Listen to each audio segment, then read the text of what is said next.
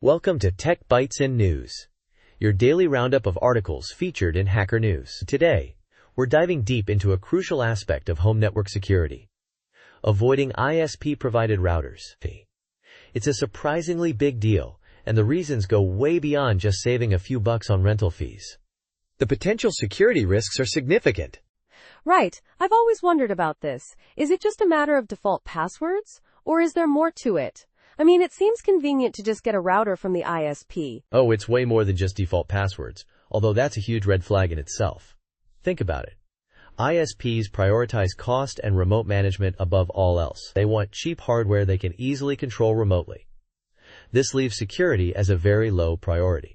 So they're cutting corners on security to save money? That's pretty alarming. What are some specific examples of this?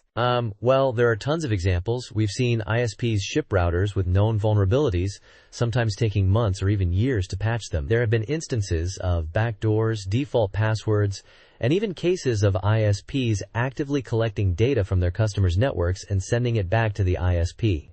One case involved a router literally infested with cockroaches. Cockroaches? That's unexpected. But it highlights the lack of quality control, right? What about the spying aspect? Is that really happening? Absolutely. There's documented evidence of ISPs cooperating with government agencies. But even without that, the potential for backdoors is very real. It's easier for an ISP to monitor traffic if they control the hardware. It's a huge privacy concern.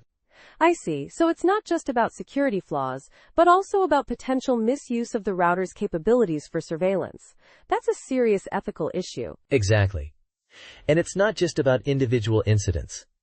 Because ISPs often have a near monopoly in many areas, they have little incentive to improve security. Their customers are essentially captive.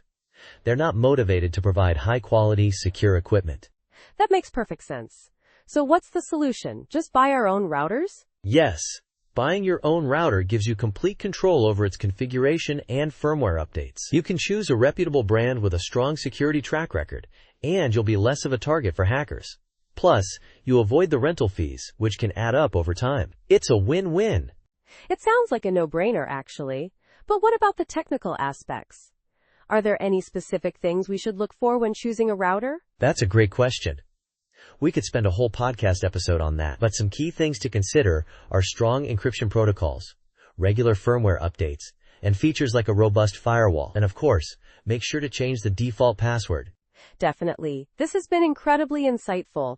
Thanks for shedding light on this often overlooked security risk. My pleasure. Remember, your home network security is crucial. Don't let your ISP compromise it. And that's all the time we have for today's Tech Bytes and News. Thanks for listening, and have a great day. Goodbye. Bye-bye.